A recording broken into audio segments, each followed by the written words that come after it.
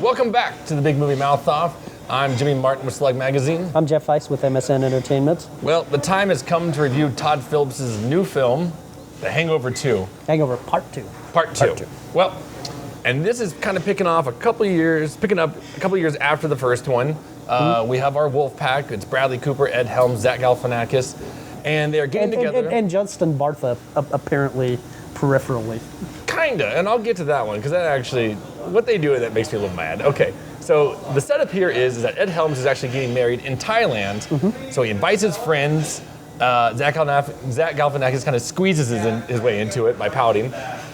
And they mentioned the first one so many times. We don't want, what happened last time. Is going to happen again. We don't want it to happen again. So they take very strict measures of not doing it.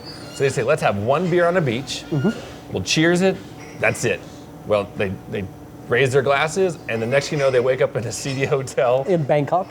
Covered in sweat, blood, and tears. In a facial tattoo. Facial tattoos, shaved heads, and a finger. And a smoking monkey. Hey everybody, here's some fun facts.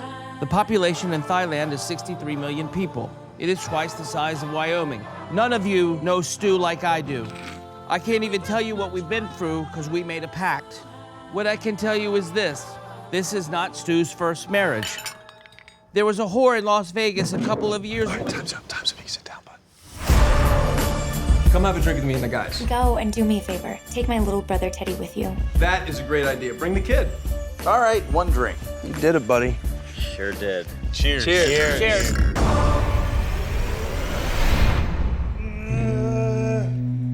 What the hell?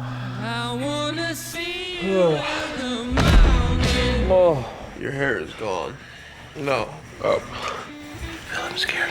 Stu, come on, get up. We got a situation. Oh. Where are we? You're gonna freak out, but it's gonna be okay. Is it my teeth? This is a real tattoo! Alan, what did you do? Did you roofie me? I didn't do anything. No! Oh, jeez! Put some monkey. Where are you guys? I don't know. We woke up in some city. They've been looking for him all morning. I can't believe this is happening again. It's Laura's little brother. He's lost. We're not going back without Teddy.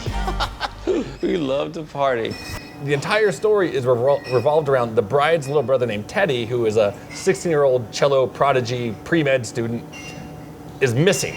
So they have to find him before the wedding. And so they roam the streets of Bangkok. Now, wait a second. Oh, let's hear it. So it's the night before a wedding. Yep. And one member of the party disappeared, and Yep. they have to find him in... I recall that story somewhere. It's called The Hangover. Oh, right. And I actually made a term for this movie, and it's called a requel, because it's not a sequel, it's a remake. Yeah. But we'll call it a sequel because it's the same movie. It's a sequel remake, and so no joke, beat for beat, shot for shot, same movie. All I wanted was a bachelor brunch. Chow? What are you doing here? Buddy's my +1. We had a sick night, bitches.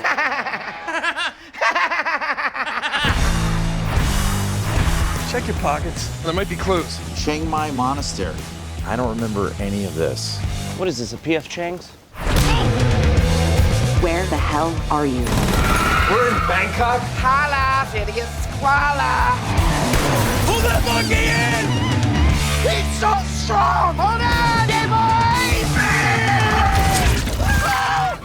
Oh my word! What is going on? Hey guys, check it out. Alan, cut it out. When a monkey nibbles on a weenus, it's funny in any language. It's almost sad how much this movie is identical to the first one. It's as if the screenwriters took the original screenplay and just erased Whiteout. Yeah, we're using whiteout. Okay, we'll use whiteout, and they white out Vegas, and they just wrote Bangkok. Yes, and whatever Justin Bartha's character's name is, white out that name and write in Teddy.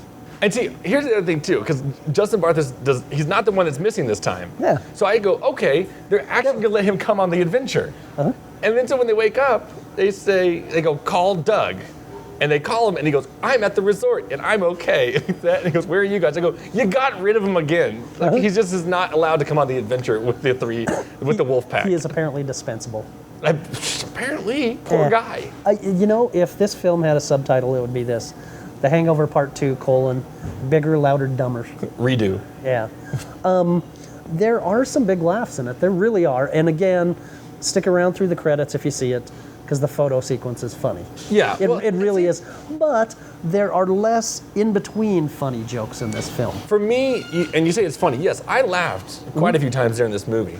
But this is how I attribute it. This is the analogy that I use. Okay, say a friend who's drunk comes up and stumbles and he tells you a really funny story and you laugh your ass off, right? Right. And you're like, thanks, man, thanks for telling me that story. And he kind of wanders off. And then 15 minutes later, he comes walking back and he goes, hey, buddy, I got a story to tell you. And he starts telling the exact same story. You'll probably laugh a couple of times, but then you're like, buddy, you already told me this story. And he's like, oh. I just hope that he doesn't wander off for another 15 minutes and come right back for Hangover 3.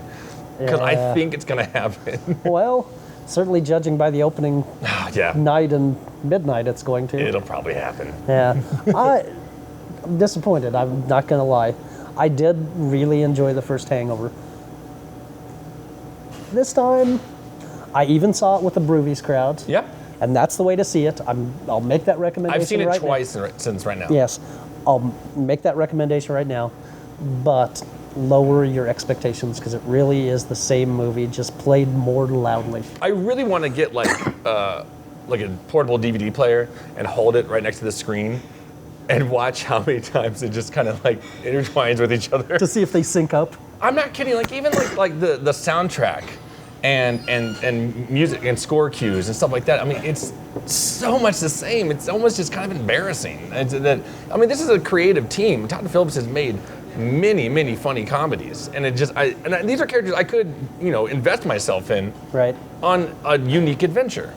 So, but I've never seen a film take this route before. Yeah. Maybe Mannequin 2. Pretty lazy. Disappointed, 2 stars out of me. I'm right there with you, 2 stars. Recapping the movies that we reviewed this week, we both liked Kung Fu Panda 2. Jimmy liked it a little more than I did. He gave it 3.5 while I gave it 3. We were both in the same territory for the Italian thriller, The Double Hour, with 2.5 stars. And of course, The Hangover, a disappointment. Again, if I'm going to make a recommendation to see it here at Broovies, or see a better R-rated comedy, Bridesmaids. Or just watch the original Hangover. Or see Bridesmaids. All right, well, next week on the Big Movie Mouth Love, we're going to be reviewing X-Men First Class.